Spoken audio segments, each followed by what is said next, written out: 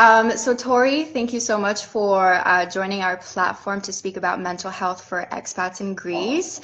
I'm the founder of my Greek Expat Journey, and we help expats relocate to Greece as easily as possible by giving them access to a network of qualified experts. So just as an introduction, guys, Tori Franklin is an Olympic track and field athlete for Team USA.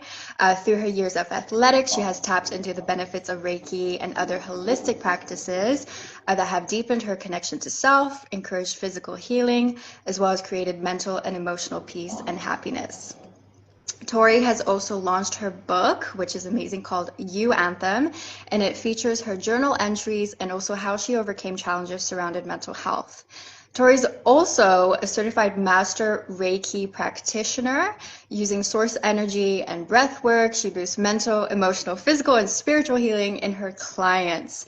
And you're also one of the founders of your nonprofit organization, is that right? Yes, it is. That's amazing. So yeah, I'm super excited. Let's go ahead and get started. So my first question is, what is your story around mental health? hmm So, from a young age, I always felt like I had to hide how I was really feeling, because from the outside looking in, I can be a very fun and bubbly person, and I wanted to keep that. I mean, not that it's fake, but there's definitely more to me than that. And I think doing that kind of not helped me, but made me more depressed. And so as I got older, I experienced depression, some because of seasons, some because of circumstances. And it was just something that I really had to kind of figure out on my own and seek help on my own. And these days, like, it's not something that's completely gone. It's my mental health is something that I have to continually manage each period to keep myself healthy. Okay, amazing. And how do you have any tips on how to increase self-awareness to recognize and understand mental health challenges better? Yeah, I think one of like the biggest things that I'm always harping on is just learning how to be present. And yes, meditation is something that like really helps with that. I think the more present you're able to be, the more you can really tune into what your body's trying to tell you, what your mind is feeling, what your emotions are feeling. Oftentimes, when people are experiencing anxiety or depression, it's because they're too focused on the future or thinking too much about the past, and they're not able to be in this present moment and just be connect to what their body needs from them. Hmm. That totally makes sense. And what mindfulness techniques do you recommend to stay present and reduce anxiety? So I know meditation is one of them. Do you have any Mhm. more like exercises or tips that you can give to our audience? Yep. So, like you said, meditation is a huge one, and there's many different types and ways to meditate.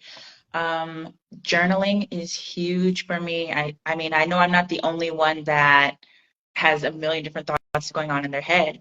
Journaling kind of makes you focus on one word at a time, one sentence at a time, and to just really figure out your thoughts. Another one is there's different forms of physical movement or activity, whether that's yoga, whether that's qigong, whether that's dance meditation or dance therapy. These things kind of help you to be more present as well and connecting to your body and focusing on your breath and all of that.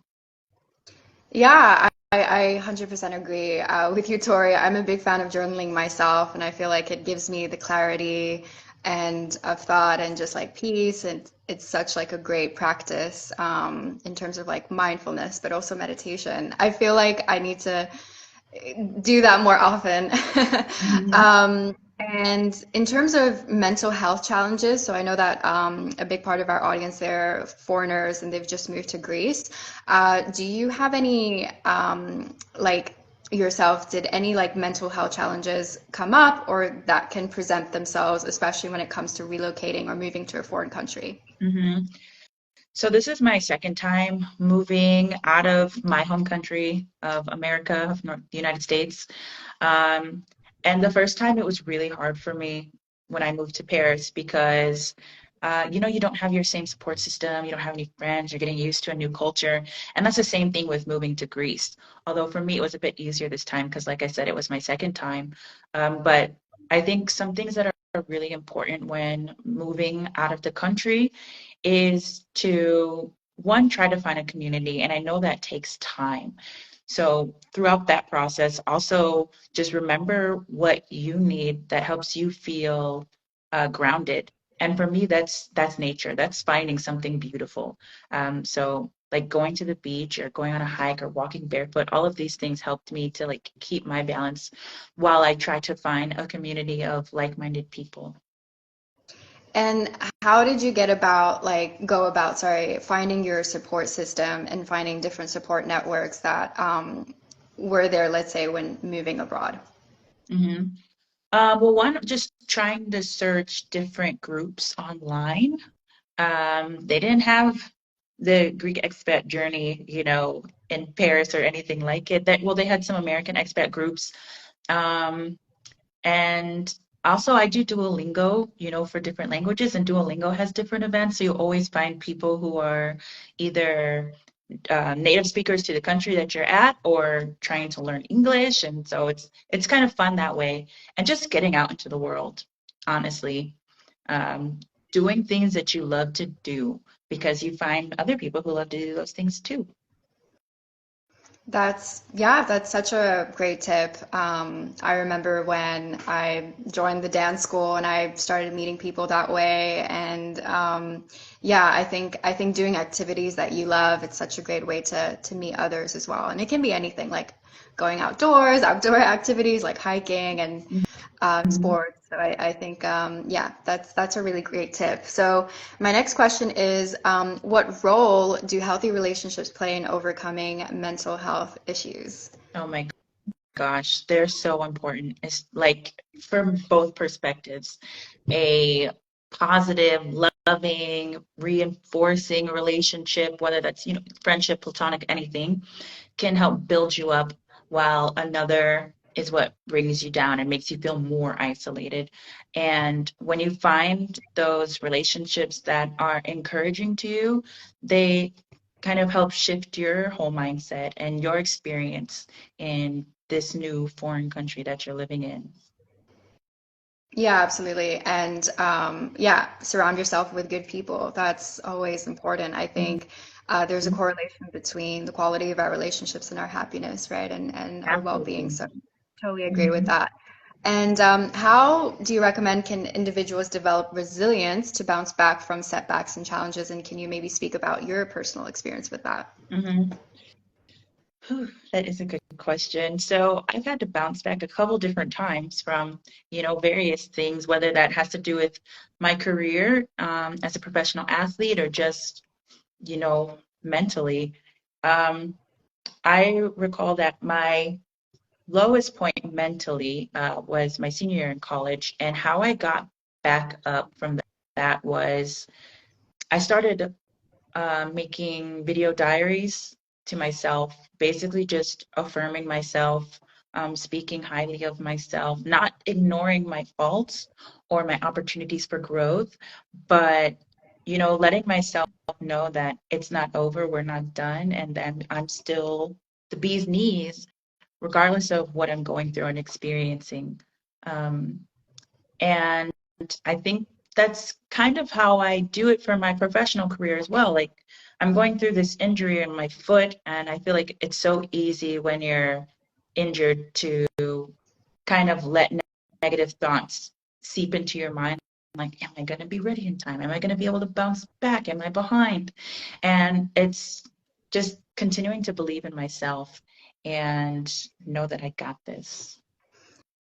And with that, let's say if you experience any negative self-talk, like how do you, let's say, talk yourself out of it, or are there any practices or techniques that you have to sort of overcome that? Mhm. So I think one of the most basic ones to do is to combat whatever you said with exactly the opposite. Like we can't always control when a negative thought is going to come. They slip in so fast, especially at the beginning when you're first trying to get control of your mind. Like you're just right away like, I suck. And it's like, dang. I couldn't even stop that one. It just flew out. So if something like that comes out, say the opposite. Like if you say like I suck, it's like I don't suck. Maybe I am just sucking right now, or that sucked. This experience sucks, but I, as a person, as a soul, do not suck. Never do I suck. So the tip is just like when it if it just happens, to say the opposite or to affirm yourself positively immediately after. And pretty soon the affirming comments become the first and only comment. Hmm. Yeah, I definitely agree with that. I think that's a really good tip. And can you tell us more about, your experience moving to Greece, and did you experience times, any setbacks or challenges, and also how you overcame those specifically? Mhm. Um, so honestly, my move to Greece was pretty aligned. Everything just kind of worked out really well. But I think it's really taken me some time to find my community. And there was, I wasn't like hyper focused on it, but when I became intentional about finding friendships, and that's when I started to do more activities that I actually enjoy, and how I was able to find people like my friend Chloe and do fun things and just like continuing to be out in the world and meeting people that way, if that answers Yeah. your Yeah, question. for sure. And we met at one of those yoga events. Like that's how I met you, Mhm. through the Kundalini, yeah, yoga. So I Mhm. think doing different activities and, getting yourself out there. I know it may be scary at first, and I was definitely like, I didn't know what to expect. I was kind of like scared. I'm like, I don't know if I'm gonna, meet people or, talk to Mhm. anyone. But yeah, I guess we just like bumped into each other Yeah, and it all, yeah, kind of started from there. I think it's like you can't, especially when you're moving to another country. First of all, you're already like, you must have some level of bravery because you've decided to take that step to move to another country. But once you're there, you have to be brave enough to go out and do things alone, to go and try new things by yourself. Because I mean, that's how you're going to meet people. Yeah, for sure. And I think there's also a thing where you have to develop a really good relationship with yourself, because I think moving to a different country and being an expat, you're going to spend a lot of time by yourself. And I think that's so Alone. important to, implement those techniques in terms of mindfulness and getting rid of negative self-talk, because I think it Mhm. can be a really dark place, for anyone who's alone and doesn't have their, support network or community to struggle with that. Mhm. Also, we actually have one question here from someone watching. Are there any routines you do to boost your self-esteem before a major event? Tori, that's a good one. Thank you. Um, yes, thanks for that question. I do my same routines before like any competition.